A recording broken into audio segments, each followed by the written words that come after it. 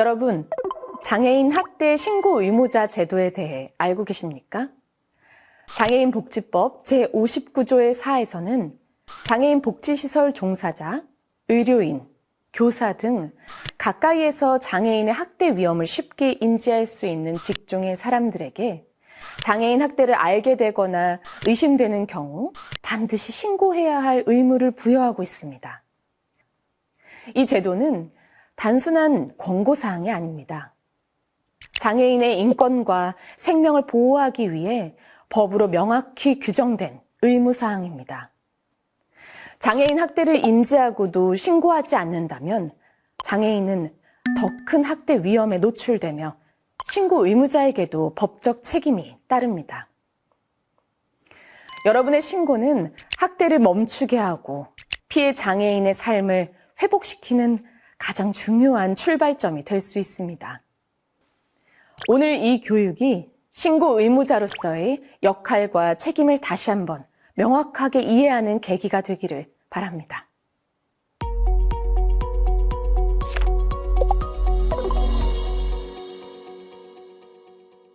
인권은 누구나 마땅히 누려야 할 가장 기본적인 권리입니다.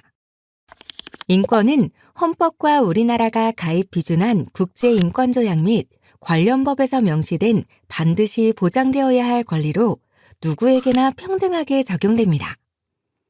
특히 유엔 장애인 권리협약은 장애인이 존엄과 자유를 가지고 사회에 완전하고 효과적으로 참여할 권리를 명확히 하고 있으며 이를 비준한 우리나라는 그 권리를 보장할 의무가 있습니다. 하지만 우리 사회 곳곳에서는 여전히 그 권리를 누리지 못한 채 살아가고 있는 사람들이 있습니다. 가정 안에서 보호받아야 할 아동은 학대의 상처를 안고 살아가고 지역사회 내에서 장애인은 폭력과 차별 앞에 무너지고 있을지도 모릅니다. 여생을 존엄하게 보내야 할 어르신들이 학대의 두려움 속에서 하루하루를 버티고 계실 수도 있을 것입니다. 지금 우리의 눈에 보이지 않거나 쉽게 지나칠 수 있는 현실. 그것이 바로 이 순간에도 일어나고 있는 인권이 보장되지 않는 사회의 어두운 단면입니다.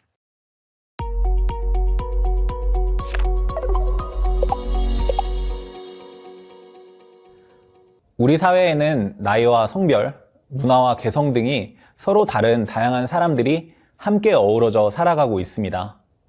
장애, 비장애를 떠나서 우리 모두는 함께 사회를 만들어가는 구성원입니다. 장애를 특별히 구분하거나 배제하는 것이 아니라 있는 그대로 존중하고 이해하는 게 필요합니다. 다양성을 존중한다는 건 곧 인권을 존중한다는 의미이기도 합니다. 장애, 비장애를 떠나 모든 사람은 동등한 권리와 존엄을 가진 우리 사회의 일원으로서 존중받아야 합니다. 잠깐 장애에 대해 살펴볼까요?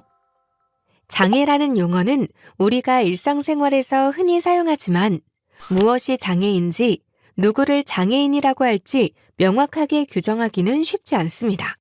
장애의 사전적 의미는 신체기관이 본래의 제 기능을 하지 못하거나 정신능력에 결함이 있는 상태를 의미하지만 그것만으로는 장애의 의미를 설명하는 것은 충분하지 않습니다. 장애의 의미는 우리 사회의 전반적인 인권의식의 향상과 장애에 대한 사회적 인식 변화에 따라 그 개념이 지속적으로 변화하고 확장되고 있습니다. 과거에는 장애를 신체의 손상으로 인한 한 개인의 문제로 보고 스스로 해결해야 했다면 지금은 장애를 개인과 사회의 여러 환경적 요인 간의 상호작용으로 인해 발생하는 것으로 그 의미와 개념이 변화되었습니다. 장애를 인정하는 범위도 나라별로 차이가 있습니다.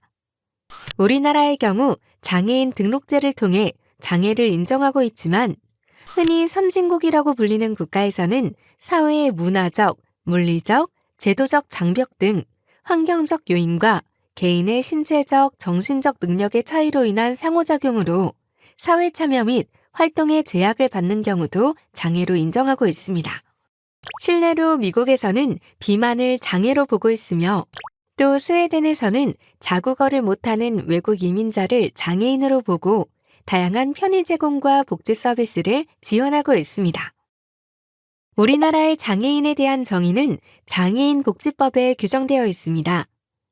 장애인복지법 제2조에 따르면 장애인은 신체적, 정신적 장애로 오랫동안 일상생활이나 사회생활에서 상당한 제약을 받는 자로 정의하고 있습니다. 이는 기능 손상에 중심을 둔 의학적 기준으로 장애를 정의하고 있는 것입니다. 또한 국가의 장애인 정책 및 서비스를 이용할 수 있는 장애 범주를 정하기 위해 장애인 등록제를 시행하고 장애 유형을 15개로 한정하고 있습니다. 그러나 장애를 바라보는 관점의 변화로 장애 범위가 확대되고 있습니다. 장애 유형은 크게 신체적 장애와 정신적 장애로 구분됩니다. 신체적 장애에는 외부 신체 기능의 장애로 지체장애, 시각장애, 청각장애, 언어장애, 뇌병변 장애, 안면장애가 있습니다. 또 내부기관의 장애로는 심장장애, 신장장애, 간장애, 장루 요루장애, 호흡기 장애, 그리고 뇌전증 장애가 포함됩니다. 정신적 장애에는 지적장애, 자폐성 장애, 정신장애가 포함됩니다. 특히 2014년 발달장애인 권리보장 및 지원에 관한 법률이 제정되면서 지적장애와 자폐성 장애를 포괄하여 발달장애인이라는 용어를 사용하고 있습니다.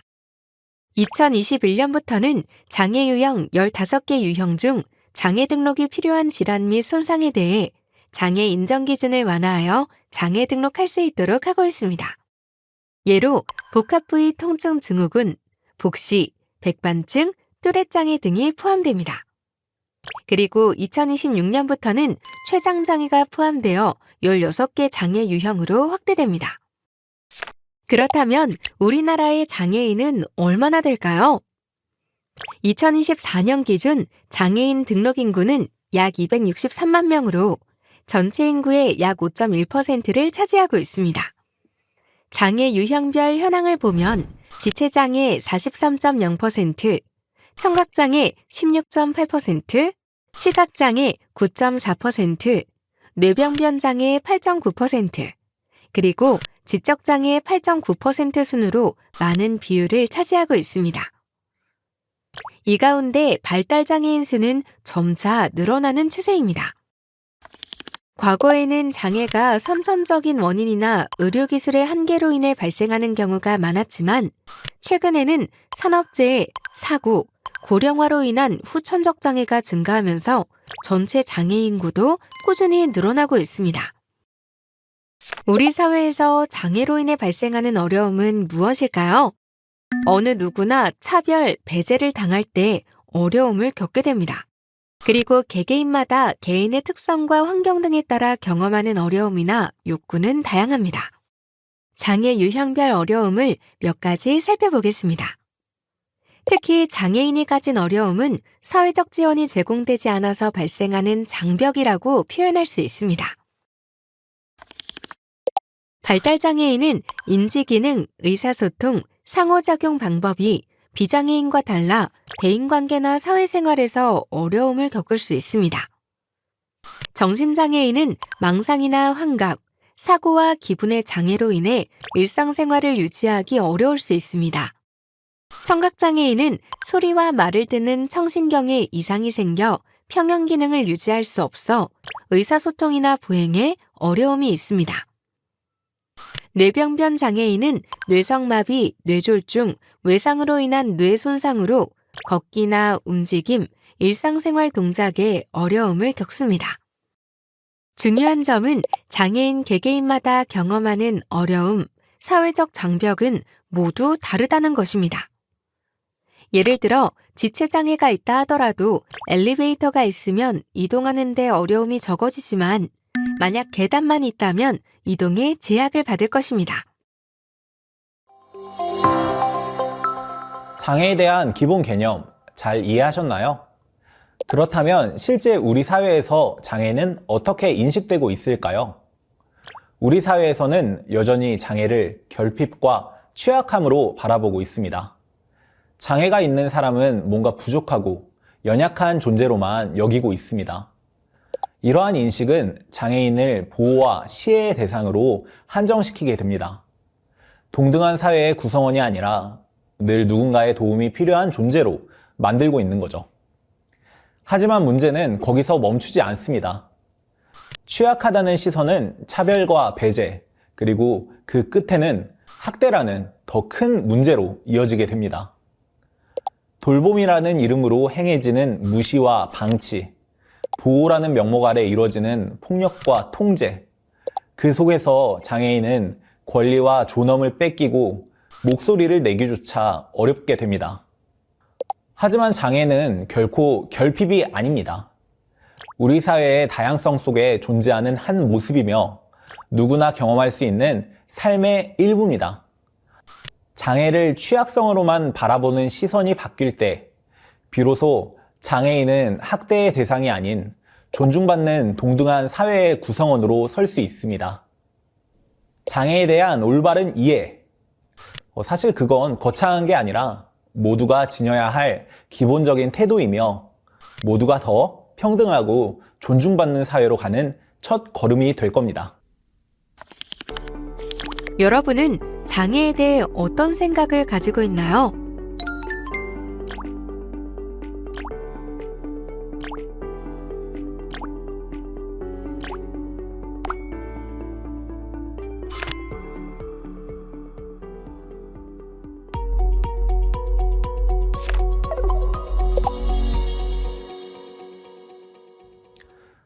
장애인 학대는 여전히 우리 사회 곳곳에서 발생하고 있습니다.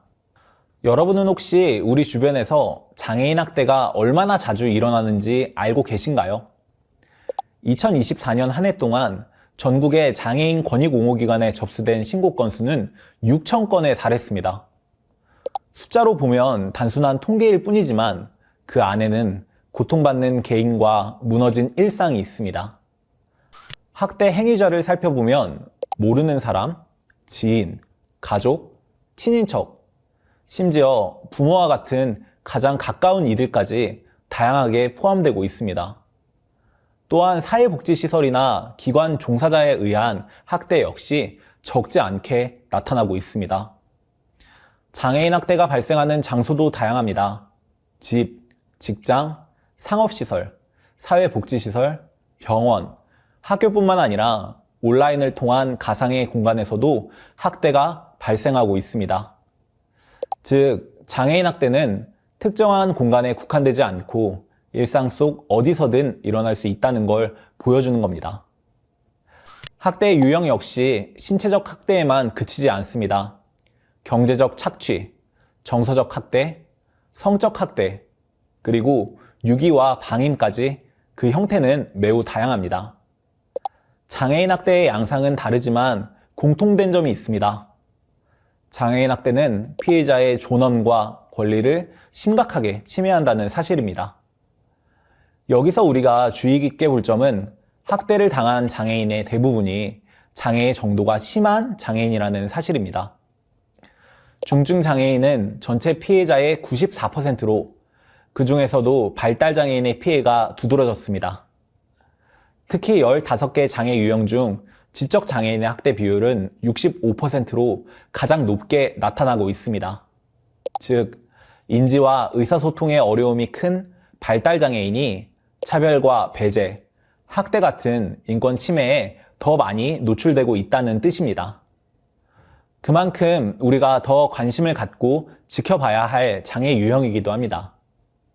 신고 의무자는 이런 현실을 꼭 기억해야 합니다.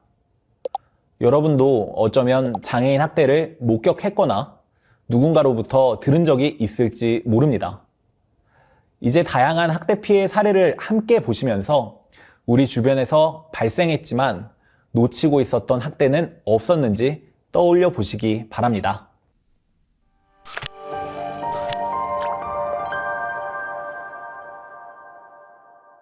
어느 날 영식 씨는 시설 생활 중 컴퓨터와 휴대전화 유료 콘텐츠 사용 문제로 원장에게 불려 나옵니다.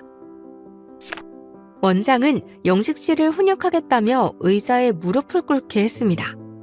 등을 돌린 채 발바닥이 보이도록 강제로 앉힌 뒤 보관 중이던 쇠봉을 꺼내 들어 발바닥을 때리려 시도했습니다. 주위에는 이 장면을 목격한 다른 이용자도 있었습니다. 그 전에 원장은 영식 씨의 어머니와 전화 통화를 했습니다. 어머니, 영식 씨 행동에 문제가 있어서 훈육을 하겠습니다. 이 말로 마치 정당한 지도행위처럼 포장했지만 실제로는 공포심을 이용한 위협과 폭력이었습니다. 원장은 이것을 훈육이라 생각했지만 실상은 명백한 학대 행위입니다. 존엄을 무너뜨리고 두려움으로 행동을 억누르려 한 것입니다.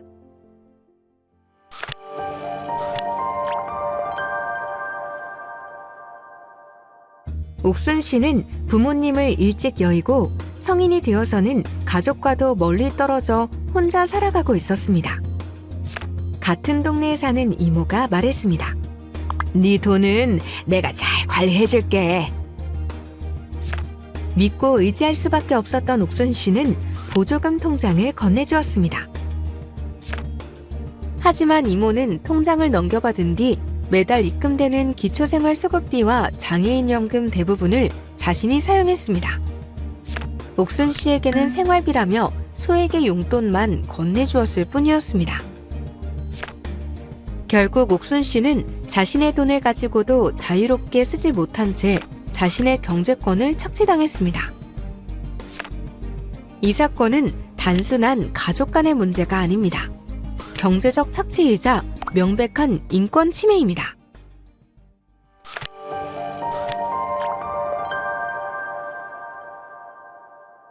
민호 씨는 몸이 불편해 정기적으로 재활치료를 받기 위해 의료시설을 이용하고 있었습니다. 이용 과정에서 불편한 부분이 있어 호소했지만 재활하려면 참아야 해요 라는 말만 돌아왔습니다.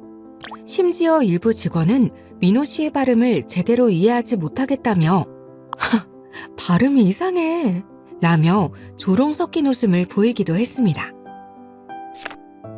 민호 씨는 치료를 이용하는 과정에서 강압과 무시로 두려움과 수치심을 느껴야 했습니다. 단순한 불친절이나 오해가 아닙니다. 치료라는 명목으로 신체적 고통을 강요하고 정서적 상처를 남긴 명백한 학대 행위입니다.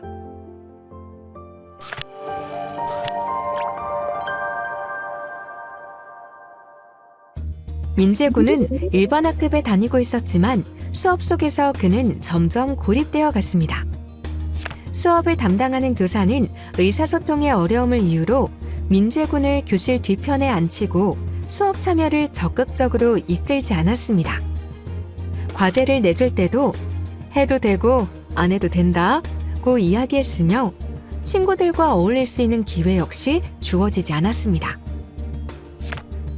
점심시간이 되면 민재군은 홀로 식사를 하거나 때로는 교실에 남겨진 채 혼자 시간을 보내야 했습니다. 도움을 요청하려 해도 교사와 보조 인력은 바쁘다며 외면하기 일쑤였습니다. 결국 민재군은 학교에 다니고 있었지만 배움의 권리도 또래와 함께하는 권리도 누리지 못한 채 교실 한 구석에 존재감 없는 아이로 인식되었습니다. 단순한 교육의 미비와 한계가 아닙니다. 장애 학생을 교육 현장에서 방치하고 학습과 사회적 관계에서 배제한 명백한 방임입니다.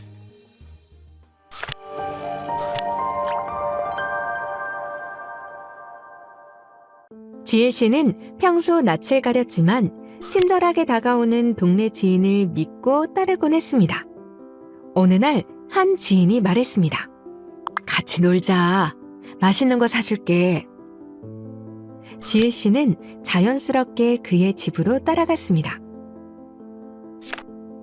처음에는 함께 대화를 나누고 음식을 먹는 듯 했지만 곧 불편한 신체 접촉이 이어졌습니다. 지혜 씨는 거부하려 했지만 제대로 저항하거나 벗어날 수 없었습니다. 가해자는 괜찮아, 다들 하는 거야 라며 회유했습니다. 사건 이후 지혜 씨는 큰 불안과 수치심을 느꼈습니다. 하지만 누구에게 어떻게 말해야 할지 알지 못했습니다. 말을 꺼내도 믿어주지 않을 거라는 두려움이 더 컸습니다. 그래도 지혜 씨는 나름대로 짧은 말로 상황을 표현했으나 아무도 알아채지 못했습니다. 결국 지혜 씨는 혼자 고통을 감내해야 했고 이 일은 오랫동안 드러나지 않은 채 지속되었습니다. 도움을 청하는 목소리는 때로 잘 들리지 않을 수 있습니다. 조금 더 민감하게 살피고 귀 기울일 때 우리는 작은 신호도 알아차릴 수 있습니다. 사회적 무관심이 피해를 더 크게 만든다는 것을 기억해야 합니다. 지금까지 몇 가지 사례를 함께 살펴봤습니다. 하지만 실제로는 이보다 더 다양한 형태의 학대가 우리 주변에서 일어나고 있습니다.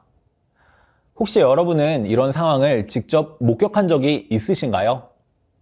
만약 그렇다면 그 순간 바로 신고를 하셨을까요? 아니면 이것이 과연 학대일까 망설이거나 학대인지 아닌지 판단하기 어려워서 고민만 했던 적이 있으실까요? 신고 의무자라면 학대에 대해 더욱 민감하게 반응할 수 있어야 합니다. 여기서 잠깐! 장애인 학대에 대해 조금 더 알아볼까요? 장애인 학대의 유형은 크게 5가지로 구분할 수 있습니다. 신체적 학대, 정서적 학대, 성적 학대, 경제적 착취, 그리고 유기 및 방임입니다. 먼저 신체적 학대입니다. 신체적 학대는 폭행, 상해, 감금 등 장애인에 대한 신체적 폭력이나 가혹행위를 말합니다. 또한 체벌, 기합, 낙태, 문신, 불임수술, 보조기기의 훼손 및 임의 작동 등도 해당됩니다. 그렇다면 어떤 징후가 있을까요? 이해되지 않는 상처나 부상이 반복적으로 나타나는 경우, 몸에 결박이나 구속의 흔적이 있는 경우, 또 오래된 상처가 아물기도 전에 새로운 상처가 생기는 경우가 있습니다. 뿐만 아니라 특정한 장소나 사람을 두려워하며 회피하는 모습에서도 신체적 학대를 의심해 볼 수 있습니다. 여기서 주의할 점이 있습니다. 신체적 학대는 반드시 명확한 목적이나 의도가 있어야만 성립하는 것이 아닙니다. 행위자가 결과 발생의 위험을 알고도 용인했다면 그 자체로 학대에 해당될 수 있습니다. 또한 피해자의 몸에 직접 접촉하지 않았더라도 예를 들어 욕설을 하며 손이나 발, 물건을 휘두르거나 던지는 행위 역시 장애인복지법상 신체적 학대로 판단될 수 있습니다. 정서적 학대란 장애인의 정신건강을 해치거나 그러한 결과를 초래할 위험을 발생시킨 경우, 즉 협박, 괴롭힘, 모욕 등 장애인에 대한 정서적 폭력이나 가혹행위를 말합니다. 정서적 학대를 의심할 수 있는 징후에는 어떤 것들이 있을까요? 특정한 장소나 사람을 회피하거나 거부하는 경우, 지나친 긴장을 보이거나 불안해하는 경우, 또 수면장애, 우울증, 무기력, 심지어 자살 충동을 호소하기도 합니다. 특정인에게 과도하게 수능적인 태도를 보이거나 자존감이 눈에 띄게 낮아지는 모습, 평소와 달리 갑작스러운 행동의 변화를 보이는 것도 중요한 신호입니다. 이런 모습이 보일 때 정서적 학대를 의심해 볼 수 있습니다. 특히 정서적 학대는 피해 장애인이 직접 말하기 전에는 발견하기가 매우 어렵습니다. 그래서 신고 의무자가 이러한 징후를 발견했을 때는 피해 장애인이 편하게 말할 수 있는 환경을 만들어주는 것이 무엇보다 중요합니다. 그렇다면 정서적 학대는 어떤 방식으로 일어날까요? 언어적인 방법으로는 폭언, 협박, 모욕이나 비하가 있을 수 있고, 비언어적인 방법으로는 무시, 비웃음, 따돌림 등이 해당됩니다. 즉, 눈에 보이지 않지만 일상 속 다양한 형태로 나타날 수 있다는 점을 기억해야 합니다. 성적인 수치심이나 모욕감, 고통을 주는 행위는 모두 성적 학대에 해당합니다. 구체적으로 성희롱, 성추행, 성폭행 등 장애인에 대한 성적 폭력이나 가혹행위를 말합니다. 성적 학대에는 어떤 행위들이 있을까요? 강간, 강제추행, 성매매 유인이나 강요, 성희롱, 특정인과의 성적행위 강요, 성적 수치심을 주는 행위의 강요, 그리고 성적행위나 신체를 촬영하거나 유포하는 행위 등이 포함됩니다. 그렇다면 성적 학대를 의심할 수 있는 징후에는 무엇이 있을까요? 신체의 타박상이나 성병, 생식기 감염과 같은 흔적이 나타나는 경우, 옷이 찢어지거나 얼룩져 있는 경우가 있습니다.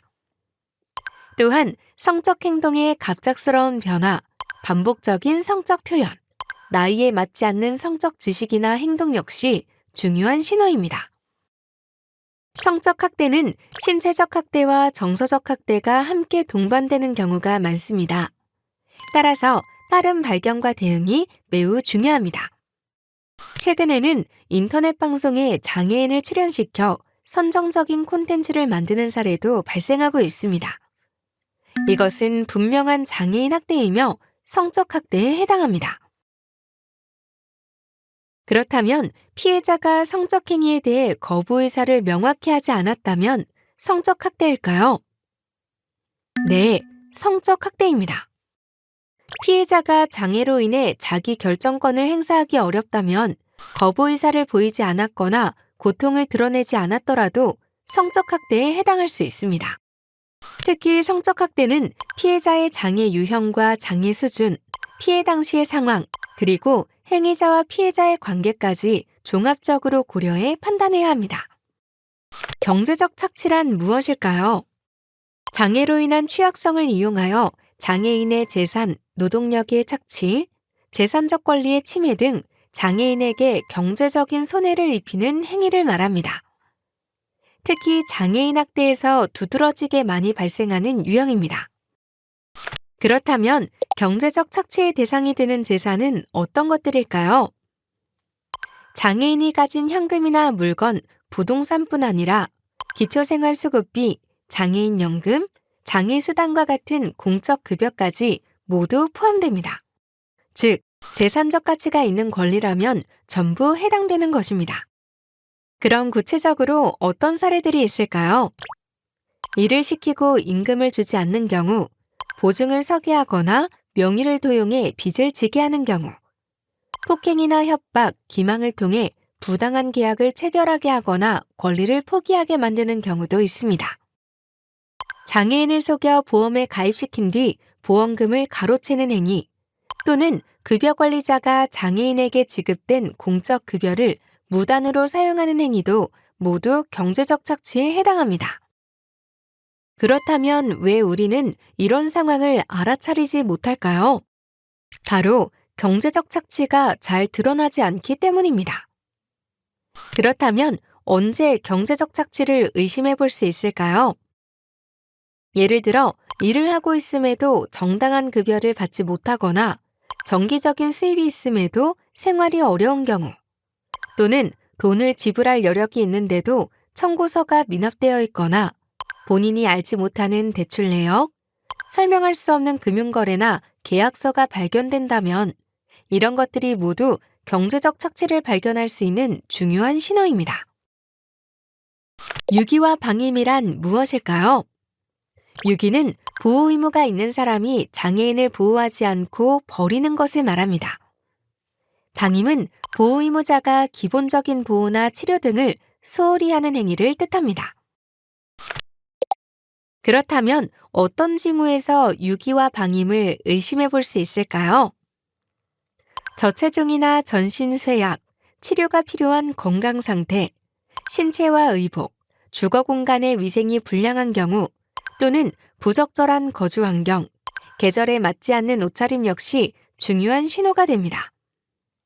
특히 갑작스럽게 보호 의무자와의 관계가 단절되거나 연락이 끊긴 경우 유기를 의심할 수 있습니다.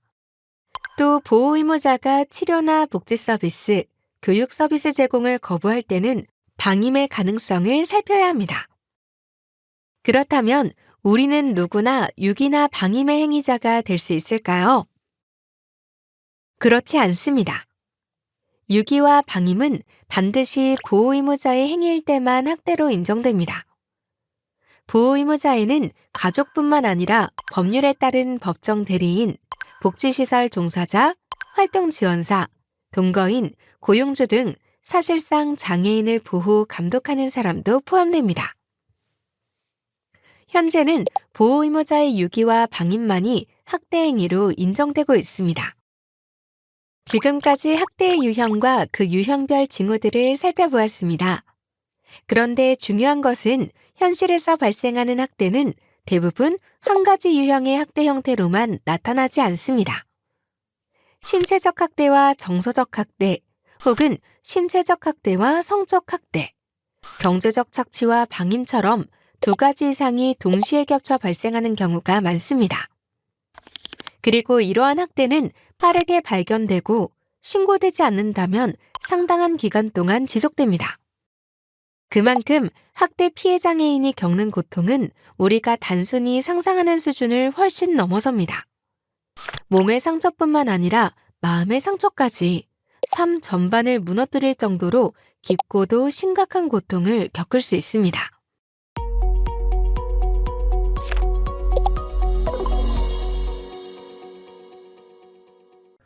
장애인 학대의 유형과 그 징후 잘 이해하셨나요? 앞서 말씀드린 것 외에도 학대의 징후는 정말 다양하게 나타나고 있습니다. 혹시라도 누군가가 학대를 당하고 있을지 모른다고 느낀다면 그때는 망설이지 말고 꼭 신고해 주셔야 합니다. 사실 장애인 학대를 막는 가장 큰 힘은 바로 모두의 관심에서 시작됩니다. 학대는 개인의 문제만이 아닙니다.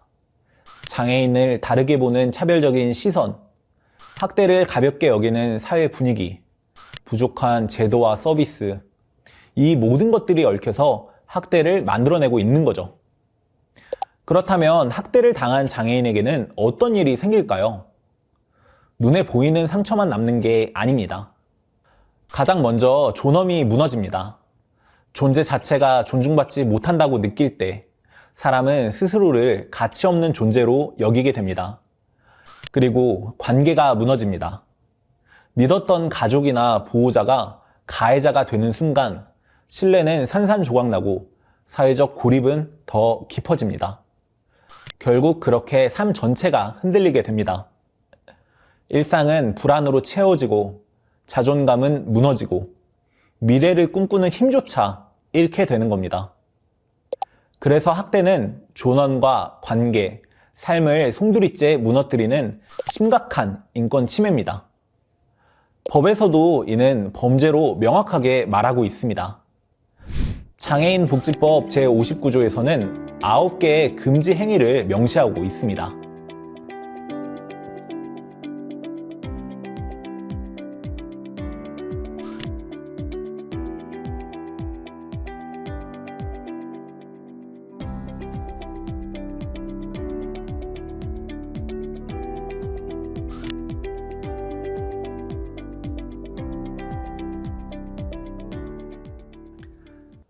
신고 의무자는 장애인 등록 여부와 상관없이 장애가 있다고 판단되는 사람이 학대를 당하고 있다면 학대 신고를 해야 합니다. 신고 의무자가 이를 위반하면 형사처벌까지 받을 수 있습니다. 장애인 학대는 엄연한 범죄이고 누군가의 인권을 짓밟는 행위입니다. 만약 우리 주변에 누군가가 학대를 겪는다면 어떤 영향을 받게 될까요?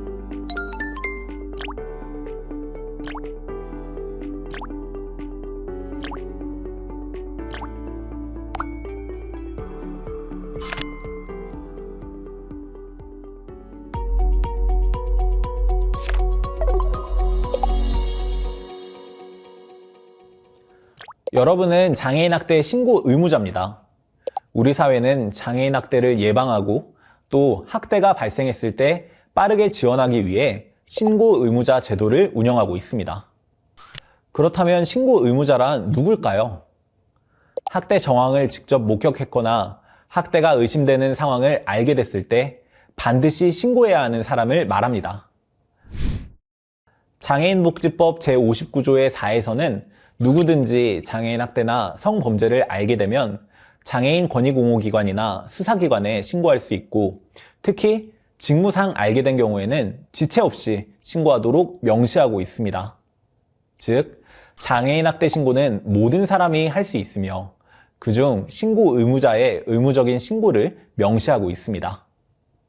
즉, 신고 의무자는 장애인 학대의 위험을 누구보다 먼저 감지할 수 있는 직업을 가진 분들을 의미합니다.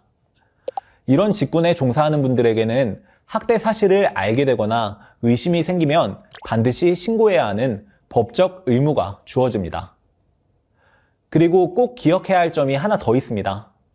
장애인복지법 제90조에서는 신고 의무자가 신고 의무를 다하지 않았을 경우 최대 300만 원 이하의 과태료가 부과될 수 있다고 명시하고 있습니다.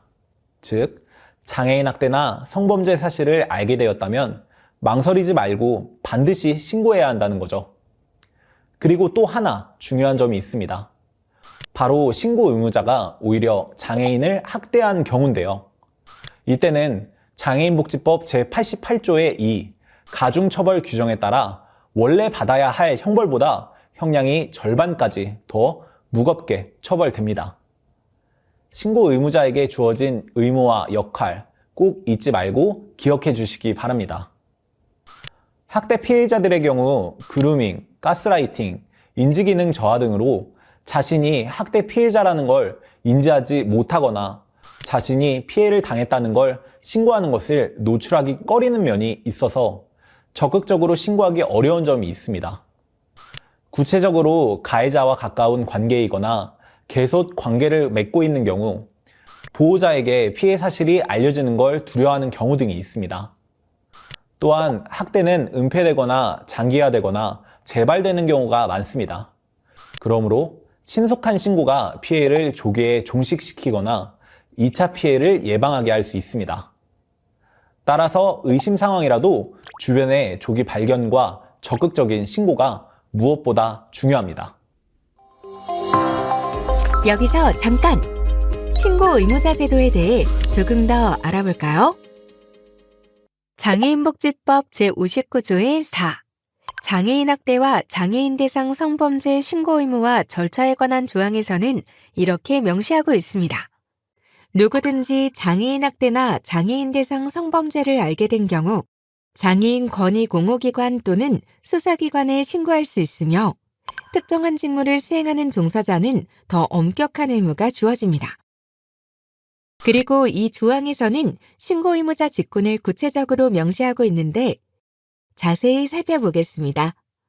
신고 의무자 직군에는 사회복지전담 공무원 및 사회복지시설의 장과 그 종사자, 서비스 지원 종합조사를 하는 자와 활동지원 인력 및 활동지원기관의 장과 그 종사자, 의료인 및 의료기관의 장, 의료기사, 응급구조사, 119 구급대의 대원, 정신건강복지센터, 정신의료기관, 정신요양시설, 정신재활시설의 장과 그 종사자, 어린이집의 원장 등 보육교직원, 유아대상 교직원 및 강사 등 초중등학교의 장과 그 종사자, 학원의 운영자, 강사, 직원 및 교습소의 교습자, 직원, 성폭력 피해 상담소, 성폭력 피해자 보호시설 및 성폭력 피해자 통합지원센터의 장과 그 종사자, 성매매 방지 및 피해자 보호 관련 지원시설의 장과 그 종사자, 성매매 피해 상담소의 장과 그 종사자,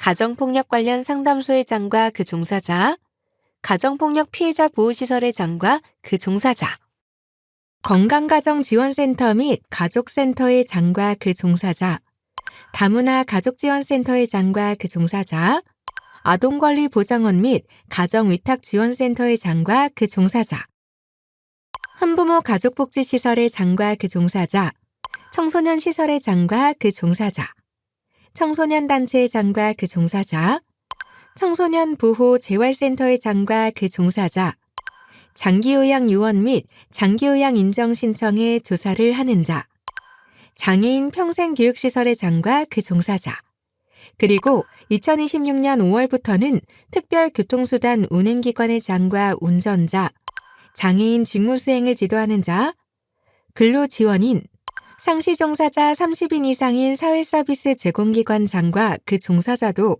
새롭게 신고 의무자로 포함됩니다. 보건복지부 장관은 신고 의무자에게 장애인 학대와 성범죄의 신고 절차와 방법을 안내해야 합니다. 그리고 국가와 지방자치단체도 책임이 있습니다. 장애인 학대와 성범죄를 예방하고 언제든지 신고를 받을 수 있도록 필요한 장치를 마련해야 하죠. 신고 의무자가 소속된 기관이나 시설의 장은 소속된 직원들에게 신고 의무 교육을 실시하고 그 결과를 관계 중앙행정기관에 제출해야 합니다. 바로 그렇기 때문에 여러분이 지금 듣고 계신 이 교육이 중요한 겁니다. 이 시간은 신고 의무자로서 반드시 있어야 하는 의무 교육이라는 점 꼭 기억해 주시기 바랍니다. 그렇다면 장애인 학대 신고는 어떻게 해야 할까요? 신고 의무자는 업무 중에 학대를 알게 되면 국번 없이 1644-8295로 전화해 장애인 권익옹호기관에 신고하거나 112를 통해 수사기관에 신고해야 합니다. 1644-8295로 전화를 걸면 자동으로 가장 가까운 지역에 장애인 권익옹호기관으로 연결됩니다. 신고 방법은 다양합니다. 전화뿐만 아니라 이메일이나 우편으로도 가능하고요. 청각이나 언어 장애가 있는 분들을 위해 문자나 카카오톡을 통한 신고 채널도 마련되어 있습니다. 물론 직접 지역 장애인 권익옹호기관을 방문해서 신고할 수도 있습니다. 카카오톡으로 신고하는 방법도 간단합니다. 먼저 앱을 실행하고 검색창에 장애인 학대를 입력하세요. 그러면 장애인 학대 신고 1644-8295 채널이 나타납니다. 채널을 선택하고 상담원 채팅을 누른 뒤에 채팅창에 신고라고 입력을 하면 거주 지역을 선택할 수 있고 곧바로 상담원과 연결되어서 내용을 작성할 수 있게 됩니다. 문자로 신고하는 방법도 비슷합니다. 1644-8295로 문자를 보내면 지역기관 연결 링크가 전송됩니다. 이 링크를 통해 원하는 기관을 선택하면 상담원과 연결되어서 문자로 신고 내용을 전달할 수 있습니다. 그렇다면 신고할 때 어떤 정보를 알려야 할까요? 크게 세 가지입니다. 신고자 정보, 피해 장애인 정보, 그리고 학대 관련 정보입니다. 먼저 신고자 정보에는 본인의 인적사항과 학대 사실을 알게 된 경위를 알려주시면 됩니다.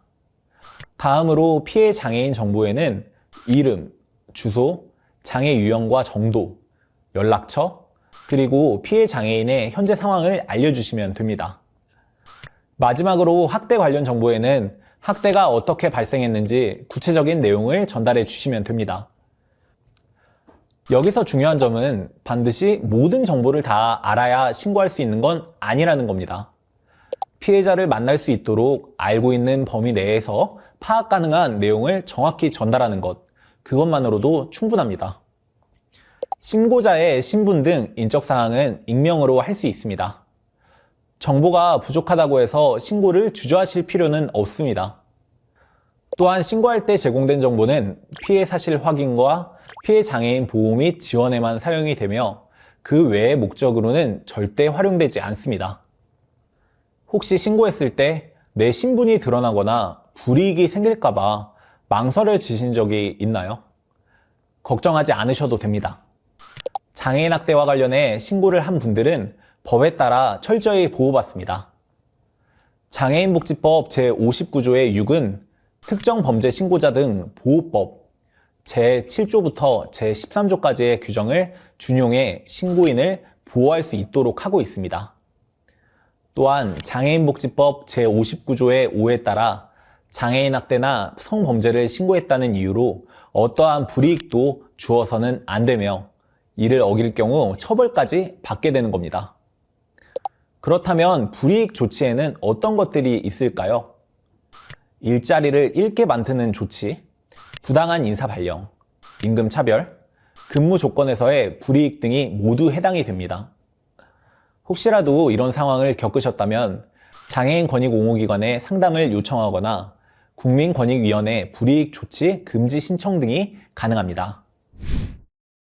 장애인복지법 제86조의 2에 따르면 신고를 이유로 신고인의 신분을 상실시키는 조치를 하거나 신고를 방해 또는 신고 취소를 강요한다면 2년 이하의 징역 또는 2천만 원 이하의 벌금, 그 외에 불이익을 준 사람은 1년 이하의 징역 또는 1천만 원 이하의 벌금에 처해집니다. 또한 수사기관 역시 신고자의 인적 사항을 기록하거나 신고자임을 알 수 있는 사실을 외부에 알리거나 보도해서는 안 됩니다. 만약 보복이 우려된다면 경찰서장에게 신변안전 조치를 요청할 수 있고 신고인 관련 정보는 철저히 열람이 제한됩니다. 만약 누군가 신고자의 신분을 알리거나 공개 보도한다면 3년 이하의 징역 또는 3천만 원 이하의 벌금에 처해집니다. 이처럼 장애인 학대를 용기 내어 신고한 분들이 불이익을 받지 않도록 법적 장치가 마련되어 있습니다. 그리고 공익신고자보호법 제2조에 따라 신고자가 불이익을 당했을 때 국가권익위원회를 통해 신변보호조치, 불이익조치 금지 신청, 보상금과 구조금 지급 등을 통해 실질적인 지원을 받을 수 있습니다. 이 부분은 장애인 학대 신고 의무자에게도 동일하게 적용이 되어서 안전하게 공익신고를 할 수 있습니다. 그러니 안심하시고 장애인 학대를 당하고 있는 것을 목격하거나 들었을 경우 주저하지 말고 꼭 신고해 주시기 바랍니다. 만약 학대가 의심되지만 신고해야 할지 고민될 때 장애인 권익옹호기관에 문의, 신고해 주시기 바랍니다. 조사를 거쳐 학대 여부를 판정하여 만약 아닐 경우 사건은 종결됩니다. 안심하시고 학대가 의심된다면 장애인 권익옹호기관에 즉시 신고해 주시는 게 필요합니다. 여기서 잠깐! 장애인 권익옹호기관에 대해 조금 더 알아볼까요? 신고 의무자는 장애인 학대와 관련해 장애인 권익옹호기관을 꼭 알고 계셔야 합니다. 이 기관은 장애인복지법 제59조의 11에 근거해 설치, 운영되고 있는데요. 동법 제59조의 10에서는 국가와 지방자치단체가 장애인 학대를 예방하고 막기 위해 정책을 세우고 신고체계를 구축해 운영해야 한다고 명시하고 있습니다. 2025년 현재 전국에는 지역기관을 지원하는 중앙장애인 권익옹호기관 1개소, 그리고 시도 단위의 19개소가 설치되어 있습니다. 그중 경기도와 충청북도는 각각 2개소가 운영되고 있습니다. 그렇다면 장애인 권익옹호기관은 어떤 일을 할까요? 장애인 학대 신고를 접수하고 현장에 나가 조사하며 필요시 피해 장애인을 보호합니다. 또 피해 장애인과 그 가족, 그리고 학대 행위자에 대한 상담과 사후 관리도 담당합니다. 아울러 피해 장애인의 보호와 회복을 지원하고 더 나아가 인권 증진과 제도 개선을 위한 사업도 수행하고 있습니다. 신고 의무자 여러분은 기억하셔야 합니다. 국번 없이 1644-8295로 전화를 걸면 자동으로 가장 가까운 지역 장애인 권익옹호기관으로 연결됩니다. 누구든 쉽게 신고할 수 있고 필요한 도움을 받을 수 있습니다.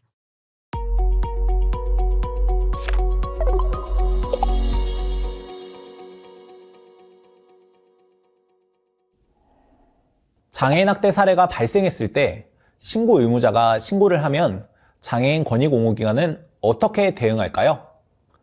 먼저 신고가 접수되면 현장 조사가 이루어집니다. 만약 현장 조사를 누군가가 방해하거나 거부하면 과태료가 부과될 수 있습니다. 그리고 현장에서 응급조치가 필요하다면 피해 장애인을 학대 행위자로부터 분리해서 안전한 공간에서 보호하게 됩니다. 이후에는 사례 회의를 통해 학대 여부를 판정하고 필요하면 장애인 학대 사례 판정위원회를 거쳐 최종 결정을 내리게 됩니다. 그리고 피해자의 회복을 위한 지원이 이어지며 사례가 종결된 뒤에도 재발을 막기 위해 사후 모니터링이 계속됩니다. 피해 장애인에게 제공되는 지원은 매우 다양합니다. 학대로 인한 외상이나 질환에 대한 의료적 진단과 치료가 이루어지고 전문가의 상담과 치료를 통해 심리적 안정과 회복도 지원됩니다. 지역사회에서 안전하게 살아갈 수 있도록 임대주택 신청이나 쉼터 연계, 자립지원 같은 거주 지원도 이루어집니다. 뿐만 아니라 학대 행위자를 고발하고 수사 절차와 소송을 돕는 사법 지원도 제공됩니다. 법률구조기관이나 조력인과 연결해서 피해자가 법적 권리를 보장받을 수 있도록 돕는 겁니다. 미등록 장애인의 등록을 지원하거나 긴급복지 서비스와 지역 지원을 연계해서 생활 전반을 돕는 복지 지원까지 이어지게 됩니다. 결국 피해 장애인은 단순한 보호를 넘어서 의료와 심리, 주거와 사법, 그리고 복지 전반에 걸친 종합적인 회복 지원을 받게 되는 겁니다. 그리고 이 모든 과정은 결국 여러분의 신고에서 시작됩니다. 여러분의 단 한 번의 선택이 한 사람이 다시 평범한 삶을 누릴 수 있도록 만들 수 있습니다. 그렇다면 신고 의무자의 신고로 인해 학대받은 장애인의 삶은 어떻게 변했을까요?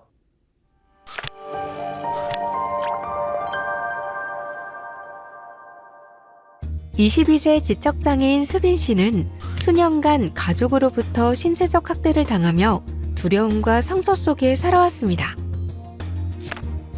그러던 어느 날 사회복지 공무원이 수빈 씨의 이상 징후를 발견했습니다. 팔에는 오래도록 누적된 멍이 남아있고 누군가의 가벼운 손길에도 쉽게 놀라며 움츠러드는 모습을 자주 볼 수 있었습니다. 망설임 없이 장애인 권익공호기관에 학대 신고를 했고 그 한 번의 신고로 수빈 씨의 삶은 새로운 전환점을 맞게 됩니다. 신고 직후 수빈 씨는 가족과 분리되어 쉼터에서 보호를 받았습니다. 하지만 갑작스러운 분리와 오랜 학대의 기억은 깊은 상처를 남겼습니다. 가족에 대한 실망과 두려움, 불안정한 심리 상태로 마음의 문을 열기조차 쉽지 않았습니다. 그렇지만 여기서 멈추지 않았습니다. 장애인 권익공호기관은 수빈 씨가 다시 설 수 있도록 다각도의 지원을 이어갔습니다. 상담을 통해 마음의 상처를 조금씩 치유했고 안정적인 생활을 위해 주거 지원을 연결했습니다. 또한 취업을 도와 일을 시작할 수 있도록 지원하며 지역사회 속에서 스스로 살 준비를 함께 해나갔습니다. 1년이 흐른 지금 수빈 씨의 모습은 눈에 띄게 달라졌습니다. 어두웠던 표정은 밝아졌고 다른 사람들에게 스스럼 없이 자신의 생각을 표현하기 시작했습니다. 무엇보다 일을 하게 되면서 지역사회 자립이라는 더 큰 목표를 향해 나아가고 있습니다. 수빈 씨는 이렇게 말합니다. 예전의 삶은 감옥 같았지만 지금의 나는 천국에 있는 것 같습니다. 한 사람의 관심이 수빈 씨의 인생을 바꾸었습니다.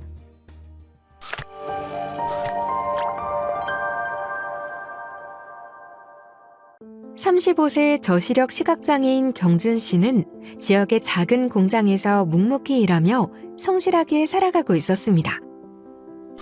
하지만 직장 안에서 그는 늘 농담이라는 이름의 조롱과 차별을 견뎌야 했습니다. 동료들은 경준 씨가 잘 보지 못한다는 점을 이용했습니다. 물건을 일부러 엉뚱한 자리에 두고 "그것도 못 찾냐?" 며 비웃거나 의자를 치워 넘어지게 만들기도 했습니다. 심지어 회계 담당자는 경준 씨가 제대로 확인하지 못할 거라 생각하고 급여 일부를 빼돌리기도 했습니다. 겉으로는 참고 버티는 듯 보였지만 경준 씨의 마음은 점점 무너지고 있었습니다. 그러나 해고될까 두려워 그 어떤 말도 할 수 없었죠. 그러던 어느 날 경준 씨의 취업 후 지원 업무를 하는 사회복지사가 이상한 점을 눈치챘습니다. 예전보다 어두워진 표정, 불안한 태도, 설명되지 않는 멍과 상처들. 사회복지사는 주저하지 않고 장애인 권익공호기관에 신고했고 곧바로 현장 조사가 이루어졌습니다. 조사 결과 경준 씨는 직장에서 지속적인 신체 및 정서적 학대와 경제적 착취를 당해왔다는 사실이 드러났습니다. 가해자들은 법적 처벌을 받았고 법률 지원을 통해 착취당한 급여를 되돌려받을 수 있었습니다. 또한 심리상담과 함께 더 안전한 직업재활기관과 연결되어 새로운 일자리를 얻을 수 있었습니다. 몇 달 뒤 다시 만난 경준 씨는 이렇게 말했습니다. 그땐 매일이 두려움이었지만 이제는 다시 일할 용기를 찾았어요. 이제는 제가 존중받는다는 걸 느낍니다. 경준 씨의 변화는 신고 의무자의 세심한 관심과 시선에서 시작되었습니다. 한 사람이 마땅히 존중받으며 살아야 할 삶을 되찾을 수 있도록 해준 것입니다.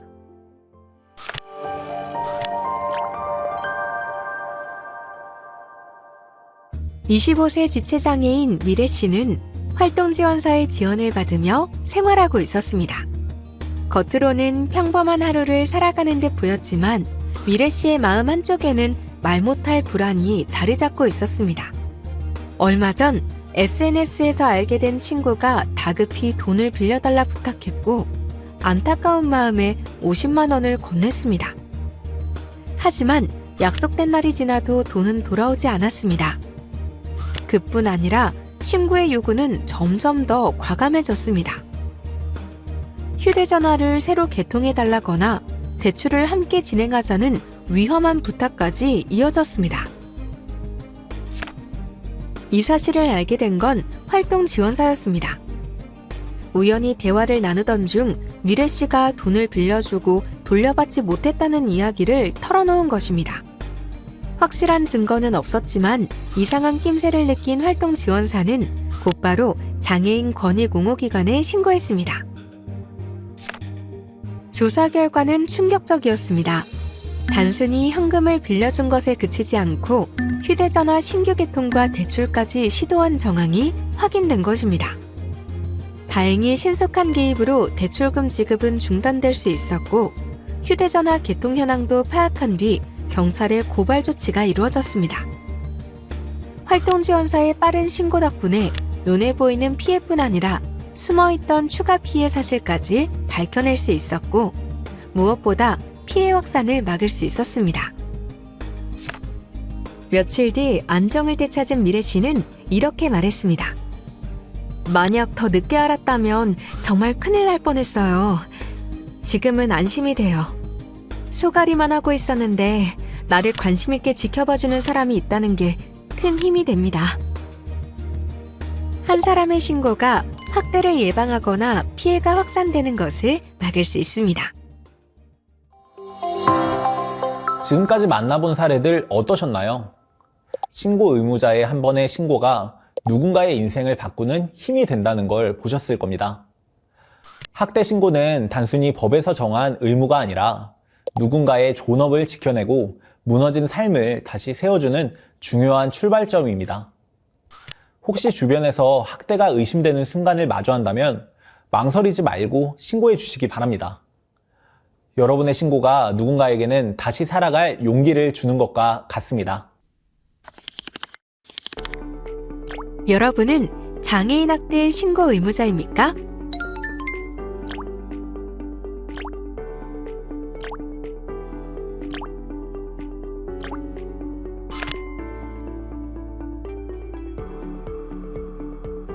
여러분은 장애인 학대를 목격하거나 들었거나 의심되는 경우 신고하겠습니까?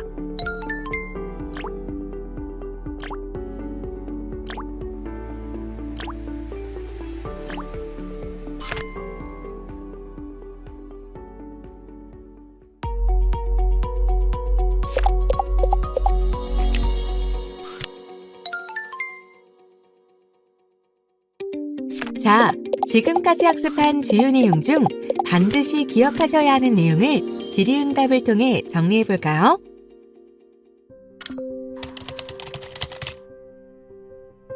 아닙니다.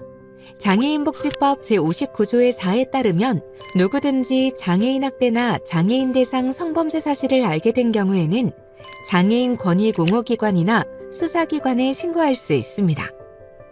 다만 신고 의무자에게는 조금 더 무거운 책임이 있습니다.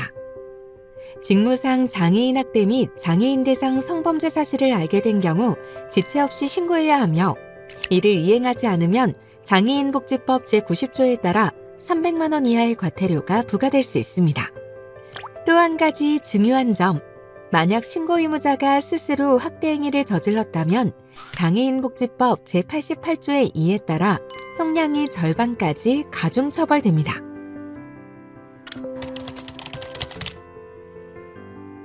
네, 그렇습니다. 학대가 은밀하게 이루어지는 경우가 많아 뚜렷한 증거를 확보하기 어려울 수 있습니다. 하지만 의심되는 상황이라도 신고하셔야 합니다. 만약 의심만 되는 상황이라 신고하는 것이 고민되시는 경우 장애인 권익 공호기관에 상담 및 신고하시면 됩니다. 전문가들이 사실 확인을 하게 되니 의심만 된다는 이유로 주저하지 마시기 바랍니다.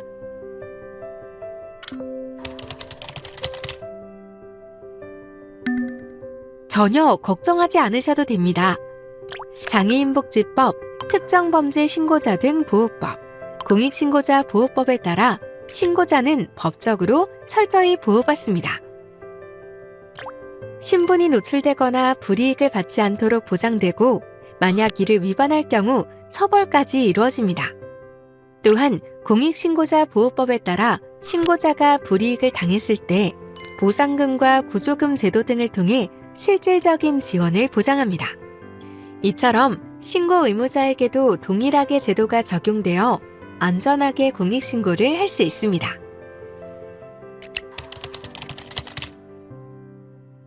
아닙니다. 신고자는 알고 있는 범위 안에서만 알려주셔도 충분합니다. 피해 장애인의 이름이나 주소, 상황 설명처럼 파악 가능한 정보만으로도 신고가 가능합니다.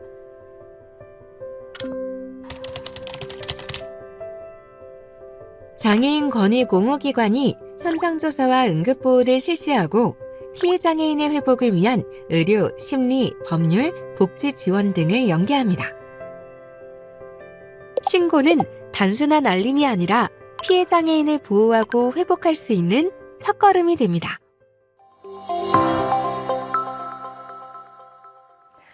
여러분은 장애인 학대 신고 의무자입니다. 장애인 학대 신고는 우리 사회가 서로의 존엄을 지키겠다고 약속한 책임이자 의무입니다. 학대는 한 사람의 삶을 무너뜨립니다. 존재의 가치가 인정받지 못하고 관계가 단절되며 결국 한 사람의 일상까지 무너지게 됩니다. 하지만 여러분의 세심한 관심과 목소리는 무너진 삶을 다시 일으켜 세우는 힘이 됩니다. 장애인 학대는 우리 모두가 외면할 수 없는 현실이며 함께 해결해야 할 사회적 과제입니다. 동시에 서로의 관심 속에서 예방할 수 있는 문제입니다. 신고 의무자로서 모두가 존중받는 사회를 만들어가는 이 길에 여러분도 함께해 주시겠습니까? 여러분은 장애인 학대 신고 의무자입니다. 신고 의무자가 반드시 기억해야 하는 장애인 학대 신고 번호는 무엇인가요?